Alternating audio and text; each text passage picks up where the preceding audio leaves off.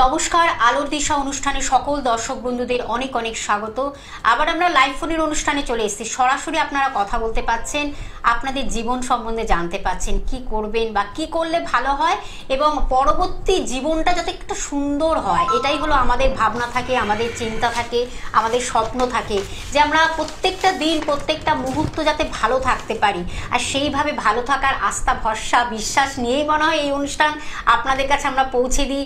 আজও সেই ব্যক্তিত্ব আমাদের সঙ্গে উপস্থিত হয়েছেন, বহু পরিচিত, দীর্ঘ বছরের অভিজ্ঞতা সম্পন্ন, একটু তার সম্বন্ধে বলতেই হয় কিছুটা। আন্তর্জাতিক খ্যাতিসম্পন্ন রাজজ্যোতিষী, হস্তরেখাবিদ, সংখ্যাতত্ত্ববিদ, বাস্তুবিদ এবং তন্ত্র ভৈরব ত্রিকালজ্ঞ শাস্ত্রী মহাশয় আমাদের স্টুডিওতে আজকে উপস্থিত হয়েছেন। আর আমি একটু জানাই, না জানালে অনেকটাই আপনারা অসম্পূর্ণ থেকে যাবে, সেই জন্য আমাদের এগুলো জানানো, তাদের ডেজিনেশনগুলো।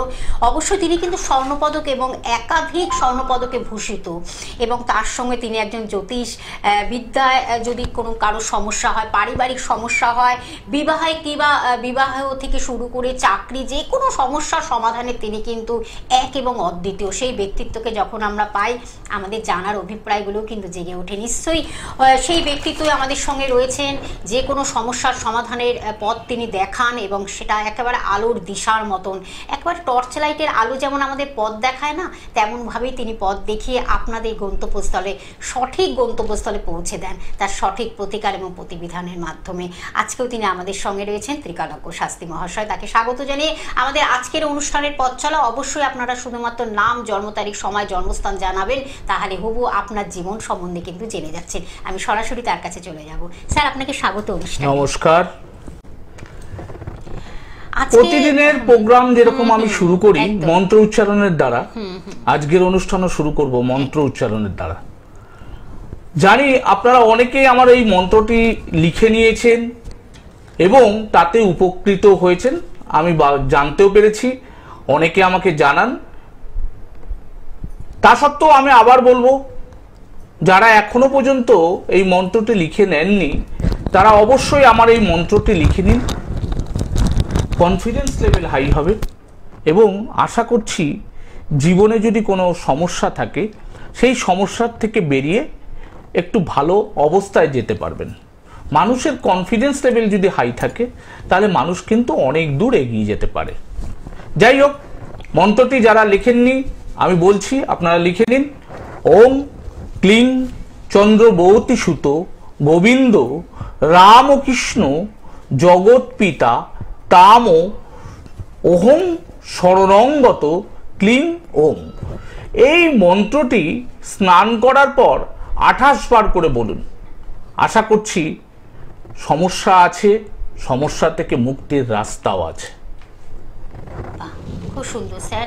এই যে আপনি যে মন্ত্র বললেন, এই মন্ত্র উচ্চারণ করলে এটার মাধ্যমে কিন্তু একটা পজিটিভ ভাইব্রেশন তৈরি হয়। অবশ্যই তাই। মন্ত্র মানেই হচ্ছে ভাইব্রেশন। এই পৃথিবীতে যা কিছুই হচ্ছে ভাইব্রেশন। আজকের যে টপিকসটা নিয়ে আমি আলোচনা করব সেটা হচ্ছে ভাইব্রেশন ওরিয়েন্টেড। কারণ আপনার যত রকমের যাই কিছু হোক না কেন, আপনি যত কিছুই করুন না কেন, বাস্তু যদি মানুষের জীবনে ঠিক না থাকে তাহলে কিন্তু আপনি এগোতে পারবেন না। আপনার সমস্যা কিন্তু আপনাকে সর্বদা গ্রাস করবে। আর বাস্তু নিয়ে আলোচনা করার প্রথমেই আমি বলবো, বাস্তুশাস্ত্রের 8টা দিক নিয়ে আমি আলোচনা করব। আপনারা জানেন পূর্ব, পশ্চিম, উত্তর, দক্ষিণ, এই 4টে দিক সম্বন্ধে আপনারা ওয়াকিবহাল, এবং আজকের দিনে অনেকেই জেনে গেছেন অগ্নিকোণ কোনটা, বায়ুকোণ কোনটা, নৈঝট কোণ কোনটা এবং ঈশান কোণ কোনটা। যাই হোক, যারা জানেন না তাদের জন্য আমি একবার বলে দেব। পূর্ব দিক, পূর্ব দিক, এই দিকটিতে ইতিবাচক শক্তি, সুস্বাস্থ্য ও সমৃদ্ধির জন্য শুভ মনে করা হয়। তাহলে পূর্ব দিক, এই দিকটি ইতিবাচক শক্তি, সুস্বাস্থ্য এবং সমৃদ্ধির জন্য শুভ বলে মনে করা হয়। এরপরে আসবো পশ্চিম, পশ্চিম দিক। এটি পশ্চিমমুখী বাড়ির জন্য খুব শুভ। উত্তর দিক, এই দিকটি সমৃদ্ধি এবং কর্মজীবনের উন্নতির জন্য ভালো। এরপরে চলে আসি দক্ষিণ দিক। এই দিকটি শক্তি ও অন্যান্য বাস্তু বিষয়ক সিদ্ধান্ত নেবার জন্য শুভ মনে করা হয়।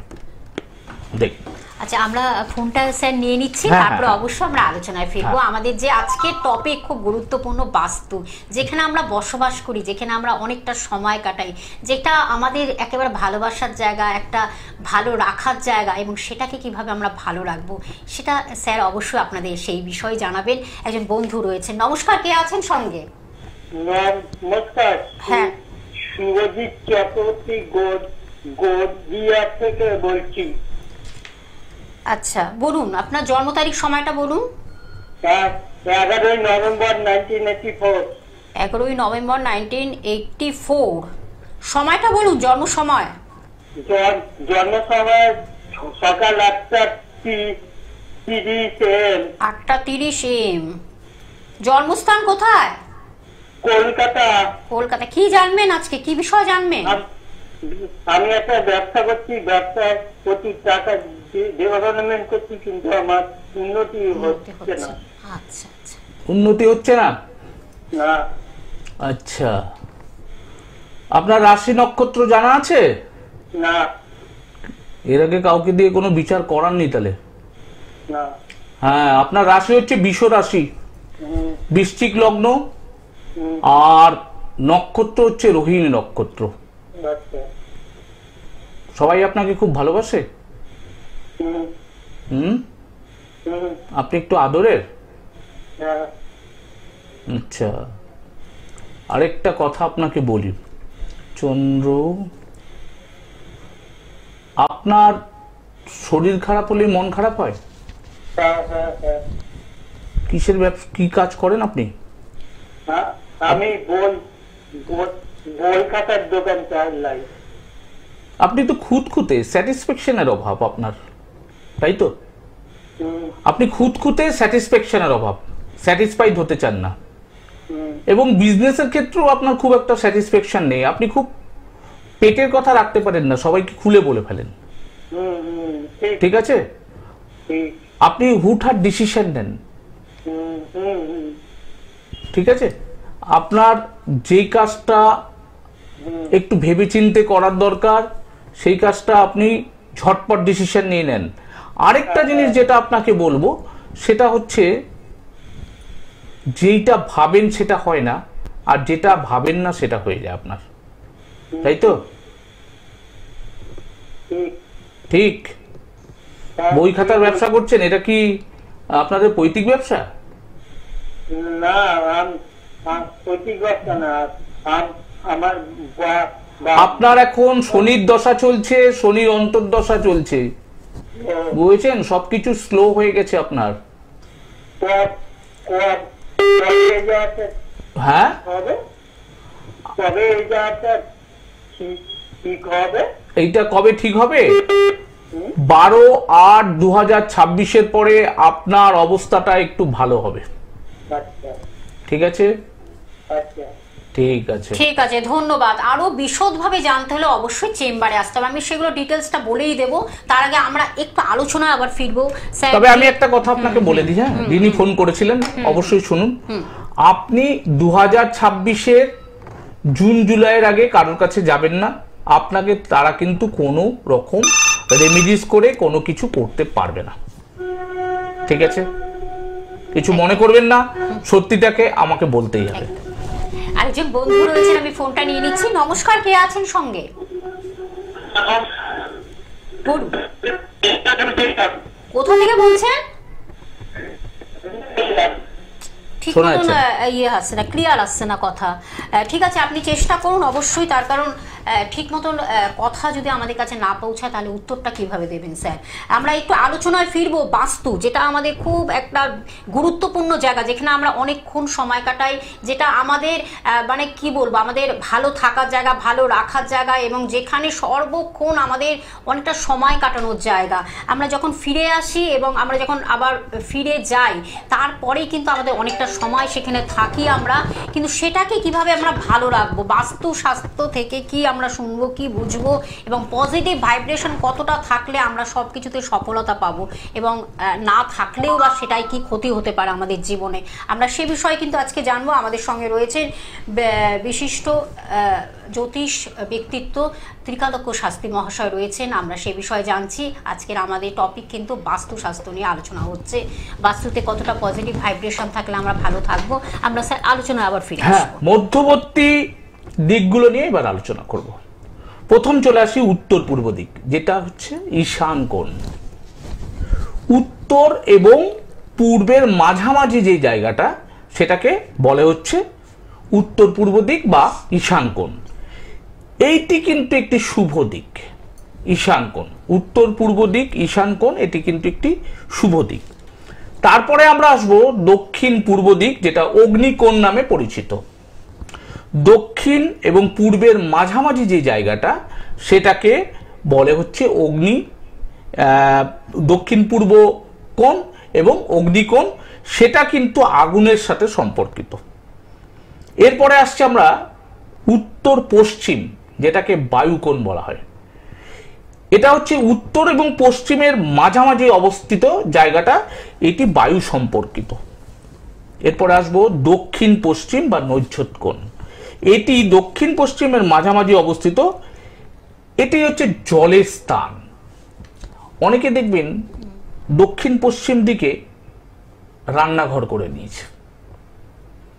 অ্যাকচুয়ালি রান্নাঘরটা হচ্ছে অগ্নির দিকে হওয়া উচিত, রান্নার জায়গা।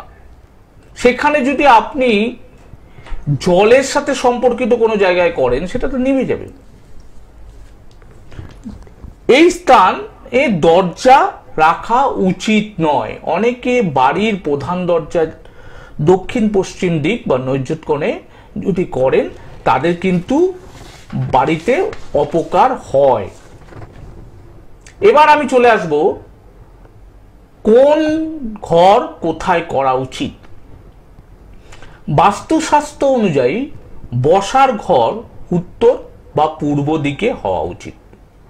উত্তর বা পূর্ব দিকে বাস্তুশাস্ত্র অনুযায়ী ঘর করা উচিত। আর শোবার ঘর দক্ষিণ পশ্চিম দিকটি হচ্ছে আদর্শ। তবে শোবার সময় কিন্তু অবশ্যই দক্ষিণ দিকে মাথা দিয়ে শুতে হয়। রান্নাঘরের জন্য পূর্ব দিক, যেটা আমি বলছিলাম অগ্নিকোণ। অগ্নিকোণে যদি রান্নাঘর করেন সেটা সেরা। এবং বাথরুমের জন্য দক্ষিণ পশ্চিম, কারণ ওটা তো জলের জায়গা, নৈঝ্যত কোণ।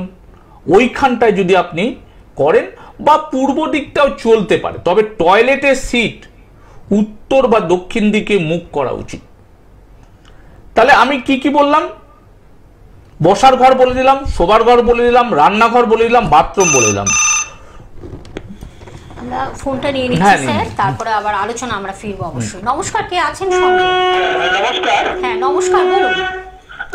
মেদিনীপুর থেকে বলছিলাম। মেদিনীপুর থেকে বলুন, কার বিষয়ে জানবেন? মেদিনীপুর থেকে বলছিলাম। কার বিষয়ে জানবেন? ছেলের বিষয়ে না জানবো। ছেলের নাম সৌরভ রাউত। আচ্ছা, সৌরভের জন্ম তারিখ সময়টা বলুন। 20/2/2002। 20/2/2002 সময়টা বলুন, টাইমিংটা। রাত্রি 11টা 20। রাত্রি 11টা 20। জন্মস্থান? খড়গপুর। 11টা 20, রাত্রি 11টা 20। জন্মস্থানটা কোথায়? খড়গপুর। আচ্ছা, খড়গপুর। কি জানবেন আজকে বিষয়? ক্যারিয়ার। ভালো লাগছে অনুষ্ঠান? স্যারের অনুষ্ঠান কেমন লাগছে? আচ্ছা, ক্যারিয়ার নিয়ে জানবেন। আপনি ওর লগ্ন রাশি জানেন? লগ্ন রাশিটা জানা আছে। রাশি কি রাশি? মিথুন রাশি। মিথুন রাশি। মিথুন। আপনি ওর ইয়ে কত বললেন? 20/2/2002। হ্যাঁ, রাত্রি 11টা 20। হ্যাঁ। আচ্ছা,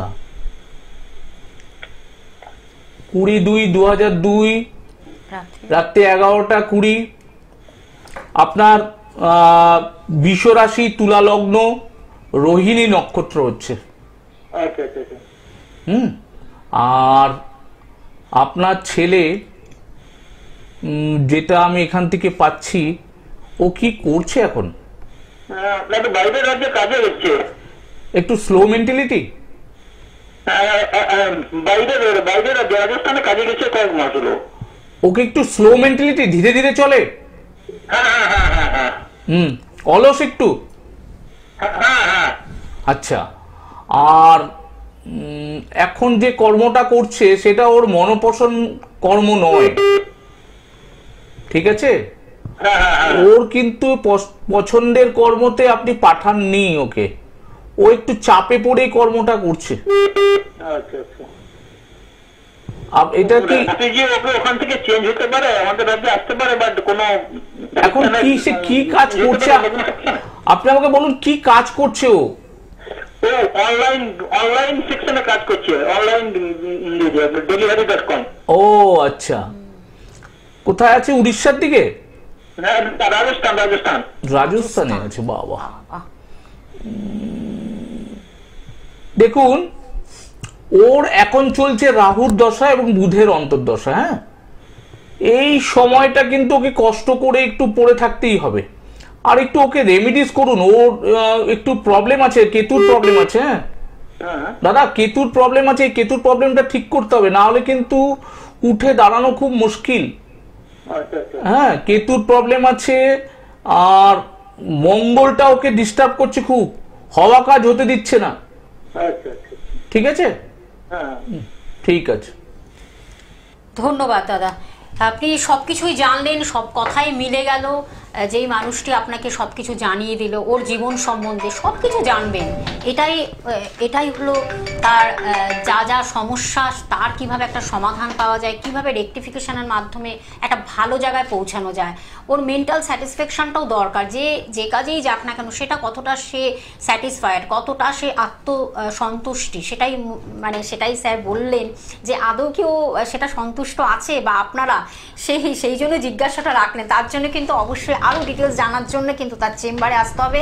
আমি স্যার চেম্বারগুলো একটু বলে দিচ্ছি, তার আগে চেম্বারটা আমি জানিয়ে দিচ্ছি। অবশ্যই আপনারা অধীর আগ্রহে বসে রয়েছেন।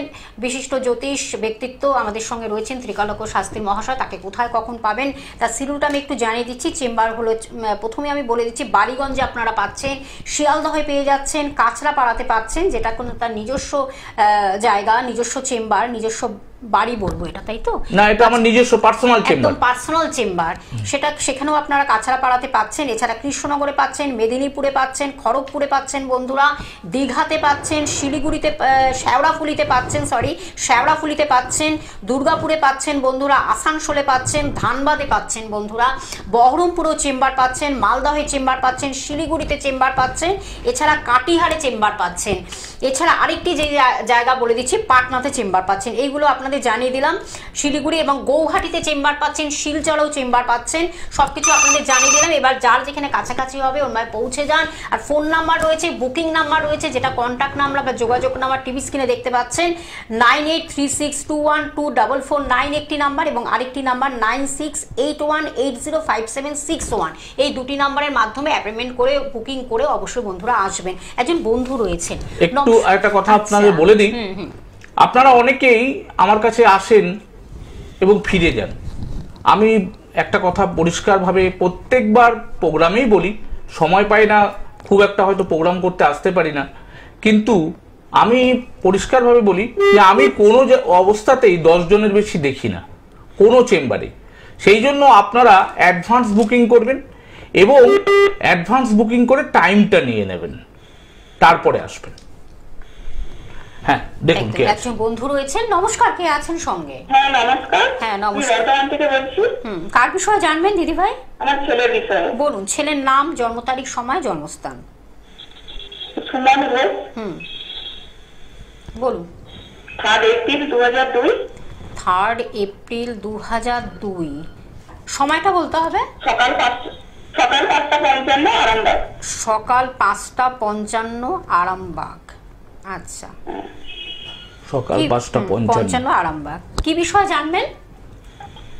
ছেলে মেডিকেল পড়ছে, পরে মানে কোন সার্জনে যাবে, নিউরো না হার্ট? ওর আচ্ছা, কি জানতে চাইছেন?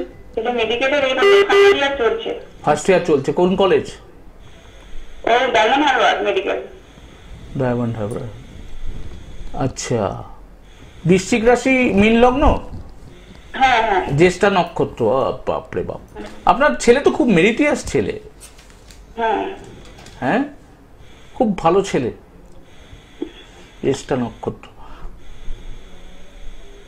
আমি অ্যাকচুয়ালি এটা খুব ভালো করে বিচার করা দরকার। কারণ কি, আমি এই ধরনের মানে ইয়েগুলো আমার পেতে খুব ভালো লাগে আর কি। হ্যাঁ, এর কারণ হচ্ছে এগুলোর মধ্যে না ঠিক অ্যাস্ট্রোলজিটা করা যায় আর কি। কিন্তু এত মানুষ আজকাল অ্যাস্ট্রোলজিতে এসে গেছেন এবং যারা আমাদের কাছে আসছেন তারা খুব শর্টকাট টাইমে শর্টকাট জিনিস চাইছেন, যেটা বোধহয় অ্যাস্ট্রোলজির দ্বারা হয় না। হ্যাঁ, এই যে জিনিসটা, এই ছেলেটার অ্যাকচুয়ালি কোন লাইনে যাওয়া উচিত, এটাই তো অ্যাস্ট্রোলজার। অ্যাস্ট্রোলজার দিয়ে কিন্তু আপনার ভাগ্য পরিবর্তন আমি করিয়ে দিতে পারবো না। আমি বারে বার একটা কথা বলি, astrologer is a reader, not maker. আপনি যদি আমার দেখানো পথে চলেন, আপনি আপনার জায়গাটা তৈরি করতে পারবেন। এর বাইরে কিন্তু আমার আপনাকে ধীরুভাই আম্বানি বানাবার ক্ষমতা নেই। আমি পরিষ্কার একটা কথা বলি, আমি আপনাকে ধীরুভাই আম্বানি বানাতে পারবো না, কিন্তু আপনাকে রাস্তা দেখাতে পারবো ওই জায়গাটায় যেতে গেলে কি করতে হয়। আপনাকে ওইগুলো মেনটেন করতে হবে। কর্ম, প্রচেষ্টা, ভাগ্য ইকুয়াল টু ফল। যাই হোক, বৃহস্পতি বৃহস্পতি বৃহস্পতি ওকে অবস্ট্রাকটিভ গাইনোকোলজিস্ট নিয়ে পড়তে বলুন। Obstructive gynaecology.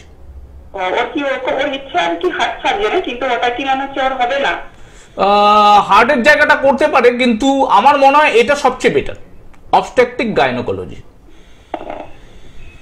এছাড়া যদি ও হার্টে যায়, ও কি হার্টে মেডিসিনের উপর করতে চাইছে না এমএস করতে চাই? সার্জারি তো করতেই পারবে, কারণ ওর বৃহস্পতি রাহুর নক্ষত্রে বসে আছে, রাহু এখানে মঙ্গলের সাথে আছে, সার্জারি তো করতেই হবে ওকে। ওর আমি দুটো লাইন বলছি আপনাকে, অবস্ট্রাকটিভ গাইনোকোলজি অথবা হার্ট সার্জন। একটু রেমেডিস করে দেবেন। হ্যাঁ, একটু ও বিশ্বাস কম আছে, একটু হ্যাঁ একটু করে দেবেন।